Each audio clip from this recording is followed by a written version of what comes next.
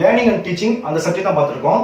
அதுல நம்ம 9th unit பார்த்துட்டு இருக்கோம். சரிங்களா? அந்த 9th யூனிட்ல இன்னைக்கு நம்ம பார்க்க போற கேள்வி ரொம்ப ரொம்ப முக்கியமான கேள்வி. என்னன்னா அதான் கடைசி கேள்வி. என்னன்னா ஆரோக்கியமான வகுப்பறை மேலாண்மையும் மாணவர்களது கல்வி அடைவும். ஆரோக்கியமான வகுப்பறை மேலாண்மை, வகுப்பறையை எப்படி ஆரோக்கியமா வச்சுக்கிறது, ஆசிரியர் மாணவர்களுக்கான உறவை எப்படி வச்சுக்கிறது அப்படின்றதும், அப்படி இருந்தால் மாணவர்களது கல்வி அடைவு எப்படி இருக்கும், சிறப்பாக இருக்கும், அதை எப்படிலாம் இருக்கணும் அப்படின்னு சொல்லி தான் இந்த கேள்வி பார்க்க போறோம். நல்லா கவனிச்சுங்க. ஆரோக்கியமான வகுப்பறை மேலாண்மையும் மாணவர்களது கல்வி அடைவும். ஆரோக்கியமான வகுப்பறை மேலாண்மையும் மாணவர்களது கல்வி அடைவும். நல்லா கவனிச்சுங்க. இந்த கேள்வியை நான் சொல்ற ஃபார்மட்ல எழுதுங்க. இந்த கேள்வி ரொம்ப முக்கியமான கேள்வி. இவ புக்ல உங்களுக்கு கொடுத்துருக்காங்க, கிட்டத்தட்ட ஒரு 3 பக்கத்திலேயே முடிஞ்ச மாதிரி 2.5 பேஜ்ல முடிஞ்ச மாதிரி தான் கொடுத்துருக்கான். நான் சொல்ற ஃபார்மட்ல எழுதுங்க. 7 பக்கம் எழுதலாம். நான் சொல்ற ஃபார்மட்டை கரெக்டா ஃபாலோ பண்ணிக்கோங்க. அந்த ஃபார்மட்ல நீங்க எழுதுங்கன்னா உங்களுக்கு 7 பக்கம் தாராளம் எழுதலாம். ஏன்னா இது ரொம்ப முக்கியமான கேள்வி. இந்த கேள்விக்கு நம்ம 7 பக்கம் பதில் எழுத வேண்டிய விஷயம் நிறைய இருக்கு. அதனால இதை கொண்டு போகலாம் 7 பக்கம். ஆனா உங்க புக்ல 2.5 பேஜ் தான் கொடுத்துருக்கான்.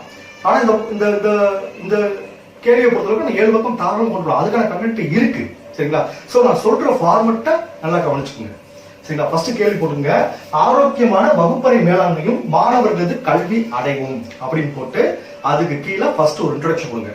பாருங்க, ஆரோக்கியமான என்ன சொல்லிருக்காங்க, ஆரோக்கியமான வகுப்பறை மேலாண்மையும் மாணவர்கள் கல்வி அடைவும் ஹெட்டிங் போட்டு நான் சொல்ற இன்ட்ரோடக்ஷன் பாருங்க. அதாவது ஆசிரியர் மாணவர்களிடம் தமக்குள்ள நல்ல உறவை பயன்படுத்தி, பாருங்க, ஆசிரியர் மாணவர்களிடம், ஒரு ஆசிரியர் மாணவர்களிடம் தமக்குள்ள நல்ல உறவை பயன்படுத்தி, நல்ல ரிலேஷன்ஷிப்பை பயன்படுத்தி மென்மையான அணுகுமுறைகள் மூலம், ரொம்ப கண்டிப்பாக மென்மையான அணுகுமுறைகள் மூலம் வகுப்பில் ஒழுங்கையும் கட்டுப்பாட்டையும் நிலைநிறுத்தி, பாருங்க, மென்மையான அணுகுமுறையின் மூலம் வகுப்பில் ஒழுங்கையும் கட்டுப்பாடையும் நிலைநிறுத்தி கற்றல் செயல்களில் அதிகளவு நேரம், பாருங்க, கற்றல் செயல்களில் அவங்க கற்றல் ஈடுபடுற செயல், அந்த கற்றல் செயல்களில் அதிக நேரம், அது அடுத்து சொல்ற முக்கியமான மனமொன்றி, அதாவது அதுல இன்ட்ரெஸ்டா, அதுல ஆர்வமா ஈடுபடணும். கடமைக்குன்னு செய்யக்கூடாது, அது இன்ட்ரெஸ்டா செய்யணும். தெரியும் உங்களுக்கு, அதை ஆர்வமா செய்யறப்ப அது மனசுல முழுசா பதியும். அர்த்தம் சொல்றாங்க, ஒழுங்கையும் கட்டுப்பாட்டையும் நிலைநிறுத்தி கற்றல் செயல்களில் அதிக அளவு நேரம் மனமொன்றி ஈடுபட செய்து, அதான் முக்கியம், மனமொன்றி ஈடுபட செய்து அவர்களது கற்றல் அடைவை அதிகரிக்க செய்தல் என்பதே ஆரோக்கியமான வகுப்பறை மேலாண்மை ஆகும். சொல்ல புரிஞ்சுட்டா? இப்ப அழகா சொல்றேன், மறுபடியும் சொல்றேன், நல்லா கவனிச்சுங்க. அதாவது ஆசிரியர் மாணவர்களிடம் தமக்குள்ள நல்ல உறவை பயன்படுத்தி, நல்ல ரிலேஷன்ஷிப்பை பயன்படுத்தி என்ன செய்யணும், அவங்க மென்மையான அணுகுமுறைகள் மூலம் வகுப்பில் ஒழுங்கையும் கட்டுப்பாடையும் நிலைநிறுத்தி கற்றல் செயல்களில் அதிக அளவு நேரம், இதை அடுத்து வரதான் முக்கியம், மனமொன்றி ஈடுபட செய்து அவர்களது கற்றல் அடைவை அதிகரிக்க செய்தலே என்பதாகும். இதைத்தான் என்ன சொல்றாங்க, ஆரோக்கியமான வகுப்பறை மேலாண்மை ஆகும் சொல்றாங்க. இதை எழுதிட்டு நீங்க அடுத்து என்ன இன்ட்ரோடக்ஷன் போறீங்கன்னா கவனிச்சுங்க. ஏற்கனவே நம்ம இந்த யூனிட்ல வகுப்பறை மேலாண்மையில் ஆசிரியர் மாணவர் உறவினை பயன்படுத்தும் அணுகுமுறை அப்படின்னு ஒரு கேள்வி நம்ம பார்த்திருப்போம். நல்லா கவனிச்சுங்க. வகுப்பறை மேலாண்மையில் ஆசிரியர் மாணவர் உறவினை பயன்படுத்தும் அணுகுமுறை அப்படின்ற ஒரு கேள்வி நம்ம ஏற்கனவே படிச்சிருப்போம். அதுல வகுப்பறை மேலாண்மை அப்படின்ற பத்தி ஃபர்ஸ்ட் ஒரு இன்ட்ரோடக்ஷன் கொடுத்திருப்போம். முதல் ஒரு பாரா மட்டும் நீங்க அந்த கேள்வி எடுத்து பாத்துங்க. முதல் ஒரு பாரா மட்டும் இன்ட்ரோடக்ஷன் எடுத்து கொடுத்திருப்போம். இப்ப நான் சொன்னதுக்கு அடுத்து அந்த இன்ட்ரோடக்ஷனை நீங்க இங்க மறுபடியும் இன்னொரு கொண்டு வந்துருங்க. நான் சொல்றது உங்களுக்கு புரியணும். இப்ப ஏற்கனவே அதை சொன்ன கேள்வியில அதுல இருக்க இன்ட்ரோடக்ஷன் மட்டும், முதல் பாரா மட்டும் எடுத்து மறுபடியும் இதை சொன்னது பிறகு அடுத்து அதை கொண்டு வந்துருங்க. அந்த வகுப்பறை மேலாண்மை என்றால் என்னன்னா அதை சொல்லியிருப்பேன், ஒரு 3 லைன்ல சொல்லியிருப்பேன். அதை எடுத்து மறுபடியும் இது இந்த நான் சொன்னதுக்கு கீழே அடுத்த பாரால எழுதிக்கங்க. சரிங்களா? அப்ப 2 பாரா நீங்க எழுதிட்டீங்களா? அதுக்கு பிறகு என்ன செய்றீங்கன்னா, ஆரோக்கியமான வகுப்பறை மேலாண்மை கொண்ட வகுப்பின் 3 முக்கிய இயல்புகள் ஆவன. எதை நம்ம ஆரோக்கியமான வகுப்பறைன்னு சொல்லுவோம், எப்படி இருந்தால் அது சிறந்த வகுப்பறைன்னு சொல்லுவோம், அது 3 முக்கிய இயல்புன்னு சொல்றாங்க. ஒரு வகுப்பு இந்த கிளாஸ் சூப்பர்ப்பா அப்படி நீங்க இப்ப ஏதோ சொல்லுவோம், ஒரு 3 இயல்புகளை வச்சு சொல்லுவோம் சொல்றாங்க. ஒண்ணு என்ன, ஃபர்ஸ்ட் 2 பாரா எழுதி அடுத்து கேட்டீங்கன்னா, ஆரோக்கியமான வகுப்பறை மேலாண்மை கொண்ட வகுப்பின் 3 முக்கிய இயல்புகள் அப்படின்னு அண்டர்லைன் பண்ணி அந்த 3 முக்கிய இயல்புகள் எதை சூப்பர் கிளாஸ் சொல்லுவோம். ஒரு 1 வகுப்பறையில் ஒழுங்கும் கட்டுப்பாடும் நிலவுதல். ஒழுங்காவும் அந்த கட்டுப்பாடோட இருந்துச்சா அது நல்ல கிளாஸ் சொல்லுவோம். 1. 2, வகுப்பறை கற்றல் செயல்களில் அதிக அளவு மாணவர்கள் விருப்பத்துடன் ஈடுபடுதல். ரொம்ப இன்ட்ரெஸ்டா ஒர்க் பண்றது, நம்ம கொடுத்த ஒர்க் உடனே பண்றது, அதை ஆர்வமா பண்றது. அப்படி அந்த கிளாஸ் இருந்துச்சுன்னா அதை நல்ல கிளாஸ் சொல்லுவோம். 2வது பாயிண்ட் பாருங்க, வகுப்பறை கற்றல் செயல்களில் அதிக அளவு மாணவர்கள் விருப்பத்துடன் ஈடுபடுதல். அதிக அளவு மாணவர்கள் விருப்பத்துடன் ஈடுபடுதல், இது நல்ல கிளாஸ் சொல்லுவோம். 3வது சொல்லுவோம், மாணவர்களது கல்வி தேர்ச்சி அதிக அளவில் இருத்தல். நிறைய பேர் நல்ல மார்க் எடுத்து பாஸ் பண்ணியிருந்தா அதை சிறப்பான கிளாஸ் சொல்லுவோம். இந்த 3 இயல்புகள் தான் நீங்க எழுதணும். சரிங்களா? இந்த 3 இயல்புகள் எழுதிட்டீங்களா? அதுக்கு பிறகு என்ன செய்யுங்க, அதுக்கு பிறகு ஒரு பாராவை ஸ்டார்ட் பண்ணுங்க. என்ன சார் எழுதணும்? அதுக்கு இந்த வகுப்பறை மேலாண்மை பற்றி சில விஷயம் சொல்லியிருக்காங்க. எப்படி சார் எழுதணும்? ஃபர்ஸ்ட் ஒரு பாரா ஸ்டார்ட் பண்ணுங்க. அதாவது மனிதநேய அணுகுமுறையை பயன்படுத்தி, மனிதநேயம் உள்ள அணுகுமுறையை பயன்படுத்தி ஆசிரியர், மனிதநேயம்னா ஒரு அன்பான ரீதியில் கூட வச்சுக்கலாம். சரிங்களா? அதான் மனிதநேய அணுகுமுறையை பயன்படுத்தி ஆசிரியர் என்ன செய்யணும், மாணவர்களோடு தமக்குள்ள நெருக்கமான நல்லுறவின் மூலம், மாணவர்களோடு தமக்குள்ள நெருக்கமான நல்லுறவின் மூலம் என்ன செய்யலாம், நெறி பிறந்த மாணவர்களையும், அதாவது சேட்டை பண்றவங்க, படிக்கிறதா இருக்கவங்க, அது நெறி பிறந்த மாணவர்களையும் நல்வழிப்படுத்துவதோடு, அதை அவங்களை நல்வழிப்படுத்துவதோடு வகுப்பில் அனைத்து மாணவர்களையும் சுய கட்டுப்பாடுடன் நடந்து கொள்ள செய்து. பாருங்க, நெறி பிறந்த மாணவர்களை நல்வழிப்படுத்தணும், அப்புறம் வகுப்பில் உள்ள அனைத்து மாணவர்களையும் சுய கட்டுப்பாடுடன் நடந்து கொள்ள செய்வது வகுப்பறையில் ஒழுங்கையும் கட்டுப்பாடையும் தொடர்ந்து நிலைநிறுத்த முடியும். இந்த விஷயத்துல செய்யறது மூலமா வகுப்பறையில் ஒழுங்கையும் கட்டுப்பாடையும் தொடர்ந்து நிலைநிறுத்த முடியும் என்று அண்மை கால ஆய்வு முடிவுகள் தெரிவிக்கின்றன. இந்த மாதிரிலாம் இருந்தா வகுப்பறை ஒழுங்காகவும் கட்டுப்பாடும் வைக்க முடியும் அப்படின்னு ஆய்வு சொல்றாங்க. இந்த ஒரு பாடம் எழுதிட்டீங்களா? அதுக்கு அடுத்த வாரம் என்ன எழுதுறீங்கன்னா, இந்த ஒரு வாரம் நம்ம புரிஞ்சுக்கோ. மறுபடியும் ஒரே ஒரு சொல்லிடுறேன். மனிதநேய அணுகுமுறையை பயன்படுத்தி ஆசிரியர் மாணவர்களோடு தமக்குள்ள நல்லுறவை மூலம் என்ன செய்யணும், நெறிபிறந்த மாணவர்களையும் நல்வழிப்படுத்துவதோடு வகுப்பில் அனைத்து மாணவர்களையும் சுய கட்டுப்பாடுடன் நடந்து கொள்ள செய்து வகுப்பில் ஒழுங்கையும் கட்டுப்பாடையும் தொடர்ந்து நிலைநிறுத்த முடியும் அப்படின்னு சில ஆய்வு முடிவுகள் சொல்லுங்க. இந்த ஒரு வாரம் எடுத்தீங்களா? அதுக்கு அடுத்த வாரம் ஸ்டார்ட் பண்ணுங்க. என்ன கேட்டீங்கன்னா, ஆசிரியர் மாணவர் நல்லுறவு மேம்பட்ட நிலையில் உள்ள வகுப்பறைகள், 2 பேருக்குள்ள அண்டர்ஸ்டாண்டிங் நல்லா இருந்து சிறப்பா இருந்து அப்படி இருக்க வகுப்பறைகள் எப்படி இருக்குன்னா, மாணவர்கள் கற்றல் செயல்களில் அதிக அளவு முழு மனதோடு ஈடுபடுதல். அந்த ஆசிரியர் பிடிச்சிருந்துச்சுன்னா, அந்த ஆசிரியர் நடத்துறது பிடிச்சிருந்துச்சுன்னா, அந்த ஆசிரியர் பிடிச்சிருந்துச்சுன்னா மாணவர்கள் கற்றல் செயல்களில் முழு மனதோடு ஈடுபட்டு தன்னுடைய கற்றல் அளவை மேம்படுத்திக் கொள்ள முடியும் அப்படின்னு தான் அடுத்த பாயிண்ட் சொல்றாங்க. மறுபடியும் சொல்லி கவனிச்சுங்க. ஆசிரியர் மாணவர் நல்லுறவு மேம்பட்ட நிலையில் உள்ள வகுப்பறையில், சிறப்பான உள்ள வகுப்பறைகள் எப்படி இருக்குன்னா, மாணவர்கள் கற்றல் செயல்களில் அதிக அளவு முழு மனதோடு ஈடுபடுதல் ஆய்வு முடிவிலிருந்து தெரிய வந்துள்ளது. இதையும் ஒரு ஆய்வு முடிவுகளை பத்தி இதையும் சொல்றாங்க. ஆய்வு முடிவுல ஆசிரியர் உறவு நல்லா இருந்தா அவருடைய கற்றல் செயல்பாடு முழு மனதோடு ஈடுபடுவான் அப்படின்னு ஆய்வு முடிவு சொல்லுறாங்க. இது அடுத்த வாரம். அதுக்கு அடுத்த வாரம் நினைக்கீங்க, வகுப்பறை கற்றல் செயல்களில் மாணவர்கள் விருப்பத்துடன், பாருங்க, வகுப்பறை கற்றல் செயல்களில் மாணவர்கள் விருப்பத்துடன் மனமொன்றி ஈடுபடும் போது அவர்களது கல்வி தேர்ச்சியும் ஓங்கி காணப்படுகிறது. அதாவது மாணவர்கள் இதற்கே எல்லா விஷயம் சொல்றாங்க, விருப்பத்தோடு மனமூன்றி படிக்கிறப்ப அவனுடைய கல்வி தேர்ச்சி அதிக அளவில் இருக்கு, நல்ல விதமா மார்க் எடுத்து ஈஸியா பாஸ் பண்ணிட்டு போயிடலாம் அப்படின்னு ஆய்வு முடிவு சொல்றாங்க. சோ இந்த 3 பாரா நீங்க எழுதிக்கீங்க. நல்லா கவனிச்சுங்க. 3 பாரா நான் உங்களுக்கு சொல்லியிருக்கேன்.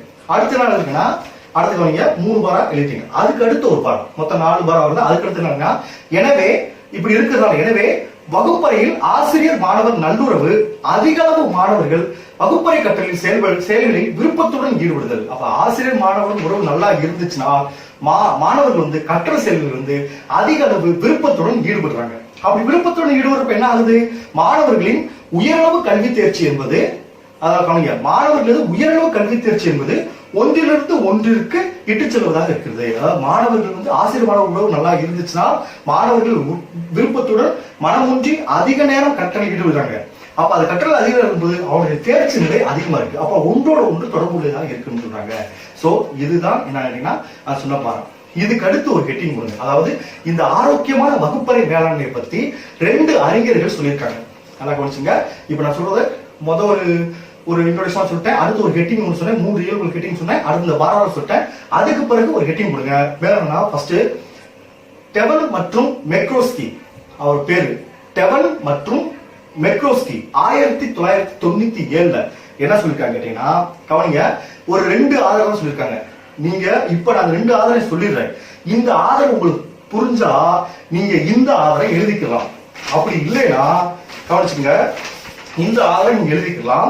அப்படி இல்லைன்னா இதுக்கு முன்னாடி இந்த தாமஸ், அதாவது இதுக்கு முன்னாடி கேள்வி ஆசிரியர் மாணவர் நல்லுறவை வளர்த்துவதற்கான ஆலோசனைகள் அப்படின்னு ஒரு கேள்வி பார்த்திருக்கோம் இந்த யூனிட்ல. நல்லா கவனிச்சுங்க, அதுக்காக பொறுமையா சொல்றேன். ஆசிரியர் மாணவர் நல்லுறவை வளர்த்திடும் ஆலோசனைகள் அப்படின்னு ஒரு கேள்வி பார்த்திருக்கோம். இதுல இந்த யூனிட்ல ஒரு கேள்வி பார்த்திருக்கோம். அதுல வந்து இந்த தாம்சன், ஹேண்டர், கோன், அந்த ஃபோட்லர் அப்படின்ற வகுப்பறை மேலாண்மை பத்தி சில அறிஞர்கள் சொல்லியிருப்பாங்க. அதை நீங்க எழுதிக்கணும். சொல்றீங்களா? இப்ப நான் 2 ஆதாரம் சொல்லிருக்காங்க. இந்த 2 ஆதாரம் நான் சொல்லிடுறேன். இது புரிஞ்சிருந்துச்சா நீங்க இதை எழுதிக்கலாம். இல்லைன்னா நான் அந்த ஆசிரியர் மாணவர் நல்லுறவை வளர்த்திடும் ஆலோசனைகள் அப்படின்ற கேள்வியில கிளாஸ்ல பாத்துங்க. அந்த கேள்வியில இந்த தாமஸ், ஹேண்டர், கோன், ஃபோட்லர் அப்படின்றவரு வகுப்பறை மேலாண்மை பத்தி சில விஷயம் சொல்லிப்பாரு. அதை நீங்க எழுதிக்கலாம். புரியுது உங்களுக்கு? நீங்க 2ல எதனாலும் எழுதிக்கலாம். சோ இவங்க சொல்றத நான் ஃபர்ஸ்ட் சொல்றேன். இதுல வந்து டெவல் மற்றும் மெக்ரோஸ்கி அப்படின்றவரு 1997 என்ன சொல்றாங்கன்னா, தமது ஆய்வில், அவர் ஆய்வு என்ன சொல்ல, ஆய்வு சொன்ன இப்ப ஆய்வுக்கு வரும். தமது ஆய்வில் என்ன சொல்றேன்னா, ஆசிரியர் தம் மீது அக்கறை செலுத்துவதாக உணரும் மாணவர்கள், ஆசிரியர் வந்து நம்ம மேல அக்கறை வச்சிருக்காரு அப்படின்னு உணரும் மாணவர்கள் வந்து அதிக அளவு கற்றல் செயல்களில் ஈடுபடுவதாகவும், அவங்க வந்து அதிக அளவில் கற்றல் செயலில் ஈடுபடுவதாகவும், உயர்கல்வி தேர்ச்சி பெறுவதில் முனைப்புடன், நல்ல மார்க் எடுக்கணும், பாஸ் பண்ற முனைப்புடன் ஈடுபடுவதாகவும் இவர் ஆய்வு முடிவில் சொல்றாரு. நல்லா கவனிச்சுங்க. டெவல் மற்றும் மெக்ரோஸ்கி 1997 தமது ஆய்வு வந்து ஆசிரியர் தம் மீது அக்கறை செலுத்துவதாக உணரும் மாணவர்கள் அதிக அளவு கற்றல் செயல்களில் ஈடுபடுவதாகவும், உயர்கல்வி தேர்ச்சி பெறுவதில் முனைப்புடன் செயல்படுவதாகவும் தமது ஆய்வு முடிவில் சொல்லியிருக்காரு. சோ இதுதான் இவர் சொல்லியிருக்காரு. அடுத்து பாருங்க, மார்டின்றவரு 2006 இவர் என்ன சொல்லியிருக்காரு, இவர் தமது ஆய்வில் ஆசிரியர் தன்னம்பிக்கையுடன் மகிழ்ச்சியான மனநிலையில் கற்பித்தலை மேற்கொள்வது, ஆசிரியர் வந்து கான்பிடண்டா ஹாப்பியா கிளாஸ் எடுக்கிறப்ப, தமது ஆய்வில் ஆசிரியர் தன்னம்பிக்கையுடனும் மகிழ்ச்சியான மனநிலை கற்பித்தலை மேற்கொள்ளுதல் அப்படி மேற்கொள்ளும்போது பாட கருத்துக்களை மேற்கொள்ளுதல், இது ஒரு டேலண்ட். அதாவது ஹாப்பியா இருக்கணும், அதாவது மகிழ்ச்சியா இருக்கணும், கான்பிடண்டா தன்னம்பிக்கையோட அவர் கிளாஸ் எடுக்கணும். ஒண்ணு. இன்னொன்னு சொல்றாங்கன்னா, பாட கருத்துக்களை கற்பித்திடும் வழிமுறைகளில் அந்த பாட கருத்துக்களை மாணவர்களுக்கு எப்படி கற்பிக்கணும் அப்படின்ற அதுல டேலண்ட் ஆசிரியர் இருக்கணும். எப்படி கற்பித்தால் அவனுக்கு புரியும் அப்படின்றதுல ஆசிரியர் வந்து டேலண்டா இருக்கும். அதை என்ன சொல்றாங்க, பாட கருத்துக்களை கற்பித்திடும் வழிமுறைகளில் உயர்திறன் பெற்று விளங்குதல், அதாவது சிறப்பா கத்துக்க, அதாவது உயர்திறன் பெற்று விளங்குதல். ரெண்டுமே ஆசிரியர் தான் சொல்லியிருக்கேன். இவர் சொன்னது எல்லாம் கவனிச்சுங்க. இவர் தமது ஆய்வு ஆசிரியர் தன்னம்பிக்கையுடனும் மகிழ்ச்சியான மனநிலையை கற்பித்தலை மேற்கொள்ளுதல், இன்னொன்னா பாட கருத்துக்களை கற்பித்திடும் வழிமுறைகளில் உயர்திறன் பெற்று விளங்குதல். இப்படி இருந்துச்சுன்னா எப்படி இருக்கும், ஆசிரியர் மாணவர்களிடையே இடைவினைகள் இனிமையாக நடைபெறுதல்.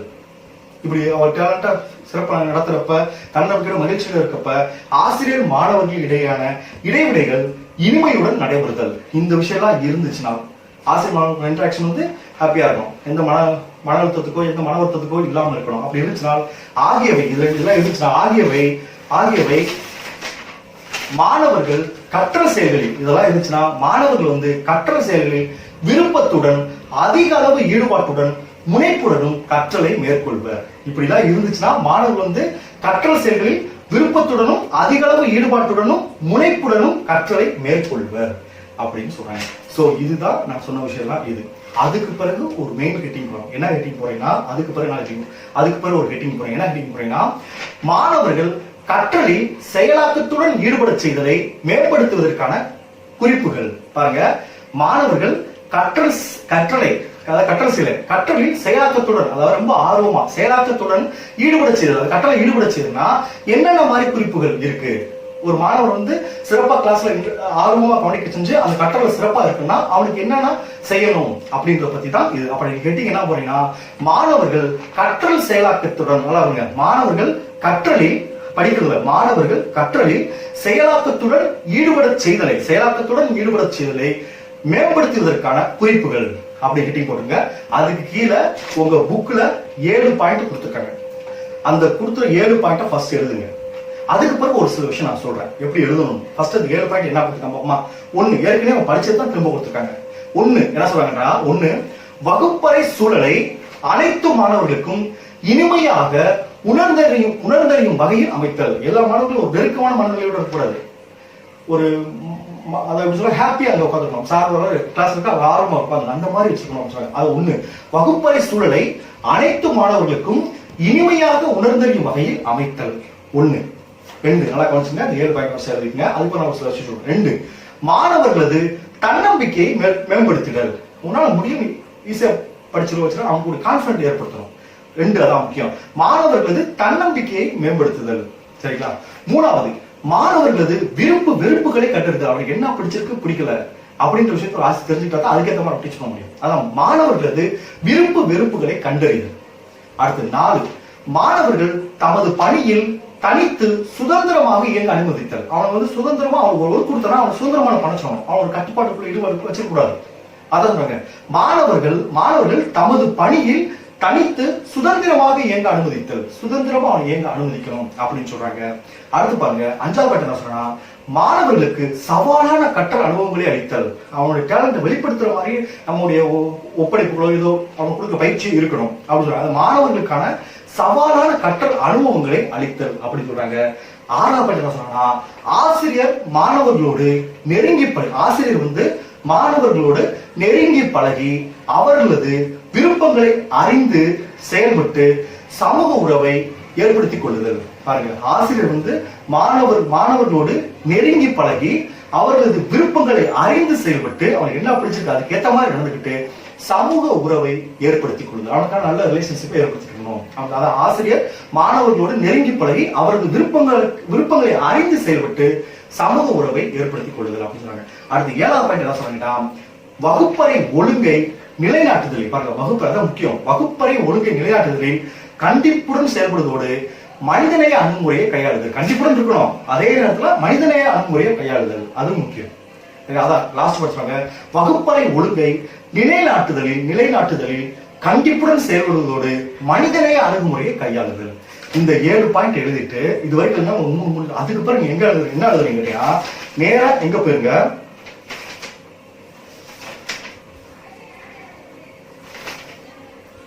அதாவது அதான் கவனிச்சுங்க. இந்த 7 பாயிண்ட் எழுதிட்டு அடுத்து நீங்க என்ன எழுத போறீங்கன்னா, நான் ஏற்கனவே நடத்துற கேள்வி சொன்னீங்கன்னா, ஆசிரியர் மாணவர் நல்லுறவை வளர்த்துவதற்கான ஆலோசனைகள். அதாவது ஆசிரியர் மாணவர் நல்லுறவை வளர்த்துவதற்கான ஆலோசனைகள் அப்படின்னு சொல்லி ஒரு கேள்வி இதுக்கு முன்னாடி நடத்திருக்கோம். நீங்க யூடியூப் கிளாஸ் எடுத்து பாத்தீங்கன்னா நீட் அதுல போட்டிருப்பேன். அதுல பாருங்க, அதுல கிட்டத்தட்ட நம்ம 5 பாயிண்ட் சொல்லியிருப்பேன். ஆசிரியர் மாணவர் நல்லுறவை வளர்த்துவதற்கான வழிமுறைகளை ஒரு 5 பாயிண்ட் நான் சொல்லியிருப்பேன். நீ கிளாஸ் எடுத்து பாருங்க, அந்த 5 பாயிண்ட் அதுல 2வது பாயிண்ட்டையும் 3வது பாயிண்ட்டையும் 4வது பாயிண்ட்டையும் இந்த கேள்வி இந்த 7 எழுதின பிறகு நீங்க அதுல இருக்க அந்த 3 பாயிண்ட ஹெட்டிங் போட்டு எழுதிக்கலாம். ஏன்னா 2மே இதோட சம்பந்தப்பட்டது தான். சோ இதோட முடிச்சுக்கிறாங்க. நமக்கு எப்படி எழுதுறோம், எப்படி பிரசன்ட் பண்றதுதான் முக்கியம். எவ்வளவு படிக்கிறோம் முக்கியம் இல்ல, எப்படி டெக்னிக்கலா நம்ம பிரசன்ட் பண்றதும் தான் முக்கியம். அதனால நான் சொல்றேன், இந்த 7 பாயிண்ட் எழுதிட்டு நான் அந்த ஆசிரியர் மாணவர் நல்லுறவை வளர்த்துவதற்கான ஆலோசனைகள் அப்படின்னு சொல்லி ஒரு 5 ஹெட்டிங்ல நான் உங்களுக்கு கொடுத்துருப்பேன். 5 ஹெட்டிங் கொடுத்துருப்பேன். அதுல எந்தெந்த ஹெட்டிங்னா, 2வது ஹெட்டிங் அதாவது மாணவர்களை ஆக்கப்பூர்வமான வழியில் திருத்தம் அப்படின்னு ஒரு ஹெட்டிங் கொடுத்துருப்பேன். அடுத்து 3வது ஹெட்டிங் கொடுத்துருப்பேன், மாணவர்களை தமது வகுப்பறை நடத்தையில் பெருமிதம் கொள்ள செய்தல் அப்படின்னு ஒரு ஹெட்டிங் கொடுத்துருப்பேன். அடுத்து அதுல 4வது ஹெட்டிங் கொடுத்துருப்பேன், மாணவர்களிடம் ஆசிரியர் தமக்குள்ள அக்கறையை வெளிப்படுத்துதல். ஏன்னா இந்த ஹெட்டிங் பாத்தீங்கன்னா மாணவர்கள் கற்றலை செயலாக்கத்துடன் விருப்பத்துடன் சேர்க்கு. அப்ப இதுல அவனுடைய விருப்பத்துடன் சேர்ப்பதற்கான பாயிண்ட் தான் இதுல இருக்கு. சோ நீங்க இதுல இருக்க கேள்வியா 2வது பாயிண்ட் 3வது பாயிண்ட் 4வது பாயிண்ட் இருக்க கேள்வியா அடுத்து போட்டு எழுதிக்கங்க. உங்களுக்கு 7 பேஜ் 8 பேஜ் வந்துடும். சரிங்களா? இந்த கேள்வி நம்ம சிறப்பா எழுதிடலாம். இதை பார்த்தாவே இந்த கேள்வி கேட்டானா இந்த கேள்வி முதல் எழுதிருங்க. சரிங்களா? அது எழுதுற வேண்டியும் அவன் பிரசன்ட் பண்ற பார்த்தோமே அவன் மார்க் யோசிக்காம போட்டு போயிட்டே இருப்பான். சரி, ஓகே, தேங்க்யூ. இப்ப பாத்தீங்கன்னா இதுல இருக்க 4 கேள்வி முக்கியமாக நடத்துட்டேன். நல்லா கவனிச்சுங்க. இதுல இருக்க இதுதான் இதுல ஃபுல்லா நமக்கு வரும். இதுல படிக்கிறதாவது இந்த வளர்த்து அந்த ஆசிரியர் மாணவர் இடையே நல்லுறவு வளர்த்து ஆலோசனை நடத்திட்டோம். அடுத்து ஆசிரியர் மாணவர் நல்லுறவு பேண வேண்டிய அவசியம், இதெல்லாம் இந்த கேள்வி, இந்த ஆசிரியர் மாணவர் இடையே நேர்முறை உறவுகளை ஒவ்வொரு காலப்படும், இதெல்லாம் இதுக்குள்ள இருக்க பாயிண்ட் தான் திரும்ப திரும்ப திரும்ப வந்துகிட்டு இருக்கும். சோ இந்த யூனிட்டை நீங்க முதல்ல இருந்து வாசிச்சு பாத்துங்க. இந்த கேள்வியை படிச்சு முடிச்சுட்டு முதல்ல இருந்து வாசிச்சு பாத்துருங்க. எல்லாமே அதுல இருக்க பாயிண்ட் பாருங்க மாறி மாறி வரும். சரிங்களா? சோ நம்ம நாளையில இருந்து அடுத்த கிளாஸ் நான் போறேன். சப்போஸ் இதுல நம்ம நடத்தாக்க ஏதாவது உங்களுக்கு தெரியலன்னா அதை கமெண்ட் பண்ணுங்க, நான் அதை நடத்துறேன். ஆனா இப்ப நம்ம சொன்ன பாயிண்ட்ல தான் மற்ற கேள்வி அதுல இருந்தா வரும். நீங்க அதோட ஒரு ரீட் பண்ணிட்டாவே உங்களுக்கு ஈஸியா இருக்கும். ஸோ நான் நெக்ஸ்ட் கிளாஸ்ல அடுத்த யூனிட் போறேன் இந்த சப்ஜெக்ட்ல. Okay, thank you. அடுத்த கிளாஸ்